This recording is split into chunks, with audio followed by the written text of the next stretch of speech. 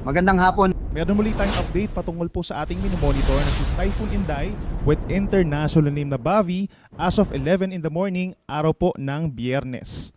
Sa ngayon po patuloy ang unti-unting paglapit nitong si Bagyong Inday sa kalupaan po ng extreme northern Luzon bagamat hindi ito magla-landfall. As of 10 in the morning ay huli itong namataan 570 kilometers na lamang sa silangan ng Itbay at Batanes. Taglay ang hangin na 140 kilometers per hour. So patuloy ang paghina nito from 150 kilometers per hour earlier at may pagbugso hanggang 170 kilometers per hour. At kumikilos pa rin pahilagang kanluran sa bilis na 20 kilometers per hour. So base po sa ating latest satellite animation, yung mapapansin po natin na outer cloud bands, parte pa rin po ito ng Bagyong Inday, no? Nakikita natin nag-e-extend dito sa malaking bahagi ng Northern Luzon, Central Luzon, down to Quezon Province, at dito rin sa may Bicol region. So para siyang strip of clouds na may mga gaps pa rin po, no? May mga areas pa rin dito sa may Northern and Central Luzon na minsan maaraw pa rin po sa kasalukuyan, pero may mga areas din na nagiging maulap ang kalangitan at sinasamahan din ng mga pabugso-bugsang hangin, paminsan-minsan mga pag-ulan.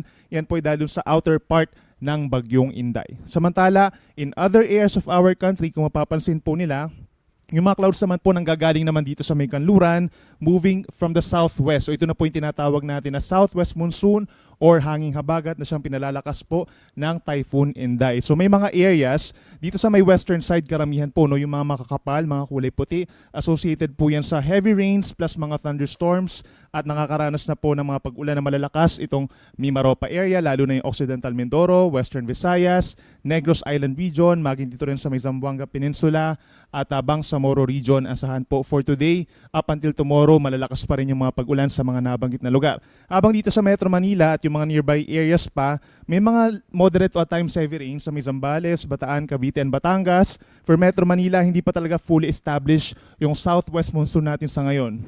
So maaari po mag-start yung mga minsan malalakas na ulan simula po mamayang gabi at maaari magpatuloy yan hanggang sa early Sunday. So make sure po na prepared na yung ating mga local government units for possible heavy rains na nagkakos po ng mga pagbaha at mga pagguho ng lupa naman sa mga bulubundukin na lugar. At base naman sa ating latest satellite animation, wala pa tayo namamataan ng mga cloud clusters or kumpul ng ulap sa paligid ng Philippine Area of Responsibility maliban na lamang dito kay Bagyong Inday. So sa ngayon po meron tayong hanggang signal number 2 lamang. Yan na po yung highest possible wind signal natin. Over Batanes, ganyan din ang eastern portion of Babuyan Islands at yung Santa Ana sa may probinsya pa rin po ng Cagayan. So nakikita natin gale force winds or malalakas na hangin pa rin po hanggang 88 kilometers per hour yung posibleng maramdaman nila for today. Samantala, signal number 1 pa rin po sa natitirang bahagi ng Cagayan. Ganyan din sa Isabela, maging sa Apayao, northern portion of Abra, buong Kalinga, signal number 1.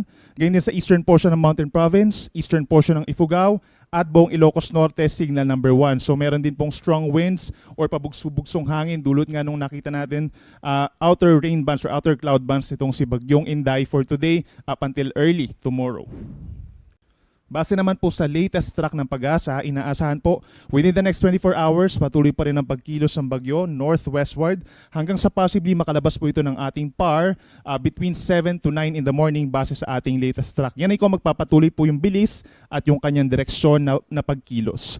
Pero may chance po na kapag mas westward pa yung movement niya, given na ito po yung ating cone of probability o yung posibleng daanan pa rin ng sentro ng Bagyong Inday, may tendency po na madelay ng ilang oras, tanghali bukas or early afternoon bukas yung paglabas niya ng PAR. So inaasahan po na ito'y tatawid malapit dito sa may Ryukyu Island sa may Okinawa, Japan. Malapit din po sa may northern tip of Taiwan by tomorrow morning at kikilos dito sa may southeastern China hanggang sa maglandfall dun sa may eastern China pagsapit po ng Sabado or Linggo at patuloy ang paghina knowing po na ito ay papunta na dito sa malamig na area po ng karagatan dito sa may eastern China.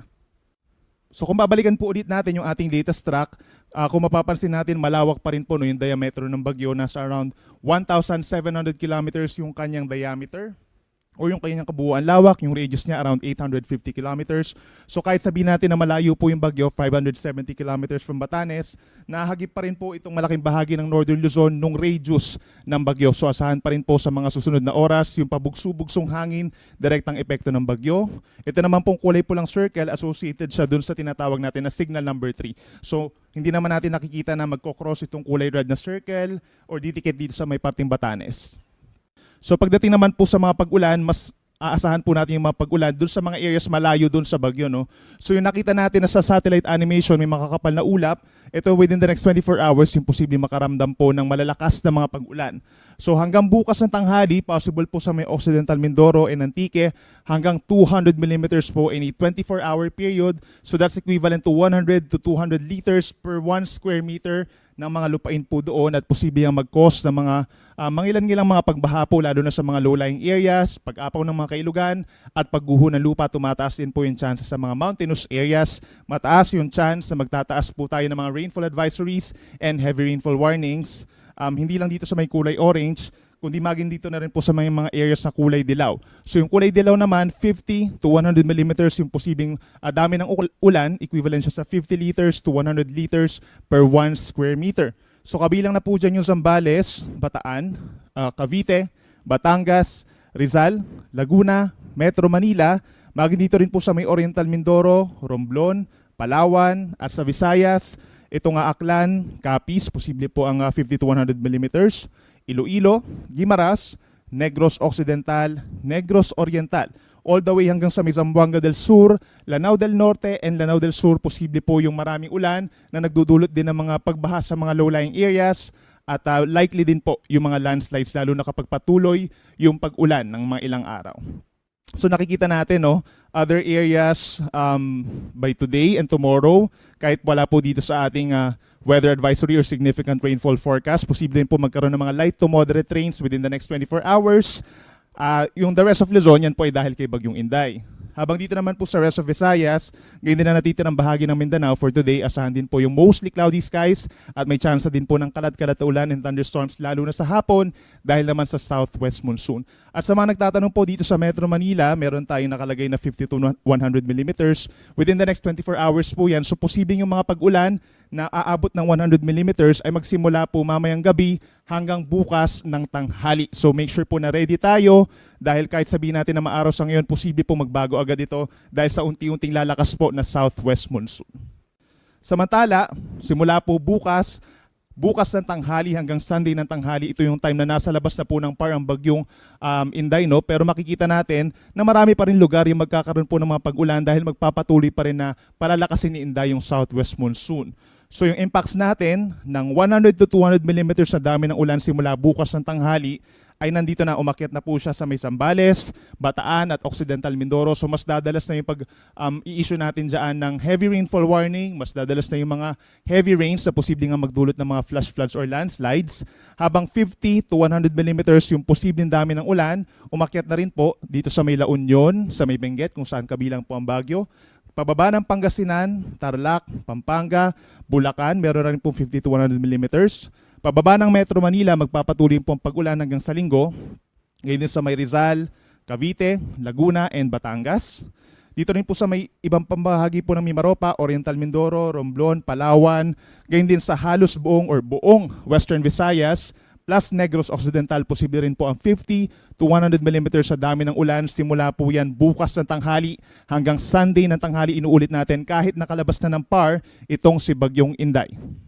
Samantala sa araw po ng Sabado, meron pa rin aasahang mga kalat-kalat na ulan and thunderstorms. Sa mga hindi natin nabagit na lugar dito sa Luzon, yan po ay dahil na sa southwest monsoon. Ganyan din sa natitirang bahagi po ng Visayas, itong central and eastern portions plus Negros Oriental and Siquijor. At dito rin po sa Mindanao, yung Bangsamoro region and Zamboanga Peninsula, posible pa rin po yung mga light to moderate with at times heavy rains dahil sa southwest monsoon. At pagsapit ng Sunday ng tanghali hanggang Monday po ng tanghali, kahit nandun na sa may China, sa may mainland China po ang bagyo, we're seeing na meron pa rin pong southwest monsoon at aasahan pa rin po yung pinakamalalakas na ulan doon pa rin sa mga areas ng Zambales, Bataan, and Occidental Mindoro. Possible hanggang 200 millimeters in a 24-hour period. Samantala yung 50 to 100 millimeters, mananatili pa rin no, sa mga areas gaya ng La Union, Pangasinan, Benguet, Tarlac, Pampanga, Bulacan. Pababa ng Metro Manila, Rizal, Laguna, Cavite, and Batangas. Dito rin sa may Oriental Mindoro, Romblon, and Palawan. At hanggang dito pa rin sa may Aklan at Antique. Posible pa rin po ang mga pag-ulan hanggang sa Monday ng tanghali dahil po yan sa habagat at hindi na po dahil kay Bagyong Inday. Habang pagsapit po ng araw ng Linggo, may aasahan pa rin po mga kalat-kalat na ulan and thunderstorms sa natitirang bahagi ng Luzon, Natitirang bahagi ng Visayas, even though mas kakaunti rin mga pag-ulan, mananatili pa rin pong mostly cloudy for the rest of Visayas at dito pa rin po sa may Zamboanga Peninsula and Bangsamoro region.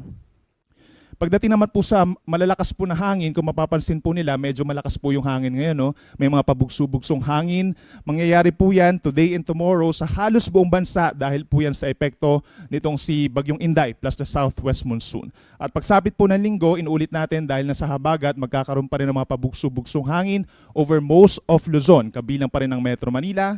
Gayun din sa halos buong Visayas, Zamboanga del Norte, Misamis Occidental, Lanao del Norte, Camiguin po at Davao Oriental kahit napakalayo ng mga lugar na ito doon sa Bagyo. At para naman sa babala po sa mga matataas na alon, ngayon at bukas, posible pa rin po ang gale warning dito sa mga areas na nakikita natin, 3 to 7 meters. So try to imagine po, nasa 1 hanggang 2 palapag ng gusaling mga pag-alon po yan.